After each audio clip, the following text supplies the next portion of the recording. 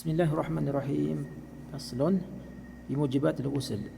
Ang obligadong paliligo, ang obligadong maligo ay anim. Sita. Ilajul hashafati fil farj.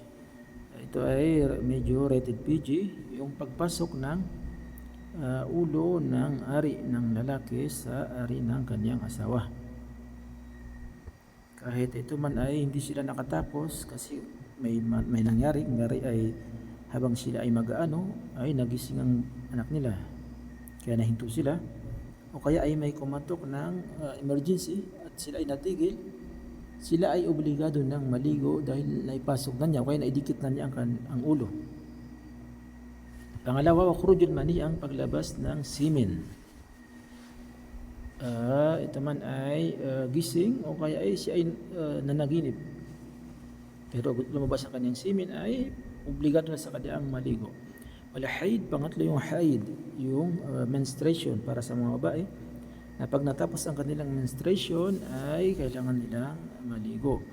Pang-apat yung nifas, yung pagdudugo sa babae dahil sa panganganak. Pagkatapos pag nawalan ang pagdudugo ay kailangan niyang maligo. Panglima yung alwilada, yung panganganak ng babae. Pag nanganak siya ay kailangan niyang maligo para matanggal yung mga dumi na dumikit sa kanya. Pang-anim yung wal maut, yung namatay. Yung namatay ay kailangan liguan siya ng mga Muslim. Fi furudul ghusl, yung mga obligado fard sa paliligo.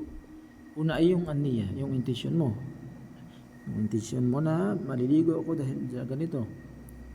Pangalawa yung ta'mimul badani bilma, yung pagkabasa ng entire body. Ta'mim, pagkabasa ng lahat ng katawan. Bilma, basa ng tubig ang buong katawan, mula ulo hanggang paa.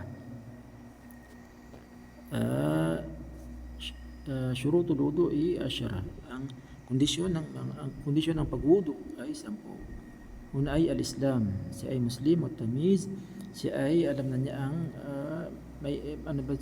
marunong na siyang mag-isip, alam na niya ang mali at saka tama. Kaya nga yung sa Islam ay 7 taon pa lang yung bata ay tinitrain na siya para matuto siya. Pangatlo yung naqa'u anil haid wan nifas, yung pagiging pure niya, malinis siya. Ito yung sa babae, malinis siya, wala siyang haid, wala siyang nifas. Wa amma yamna'u wusul al-ma'i ila al-basharati, at walang pumipigil. Amma yamna'u, walang pumipigil wusul al-ma'i sa pagkabasa, pag-abot ng tubig sa balat dahil ang pagkabasa ng balat ay kasama yan sa mga obligado, kondisyon ng pagwudu. Kaya kailangan walang pumipigil walang nakalagay sa balat mo, gaya ng mga pintura o kaya mga cutics na naipigilan yung tubig na mabasa ang iyong balat. Wa alla yakunu ala al-udwi ma yughayyirul ma, at wala ding nakalagay sa mga limbs, udwi limbs na ma yughayyirul ma, na pwedeng makapagpabago sa tubig, gaya ng mga makakapal na make-up, yung mga sunscreen, yung mga ointment na pag ikaw ay magudo ay nagmi-mix sila, naihalo siya dun sa make-up o sa sunscreen, kaya hindi siya magiging tuhor yung tubig na pwedeng ipagwudu kasi na-mix na siya. Kaya kailangan ay bago ka magwudu ay tanggalin mo muna yung mga sunscreen, mga make-up, para hindi mabago yung tubig na ipagwudu mo. Sumunod yung ilmu bil fardiyati, yung kaalaman na ang ginagawa mo ay fard, ito ay fard, hindi sunnah. Wa an la ya'taqidu fardan min furudihi sunnah. At huwag mong isipin ang fard na ginagawa mo ay sunnah. Ito ay para ito sa mga talibul ilm, okay, mga ulama. Wal ma'u tahur, at ang tubig ay tahur.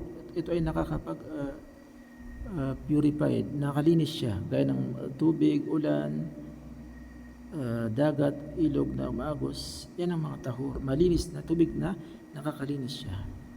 Wa dukhulul waqti wal muwalatu li da'im al hadas.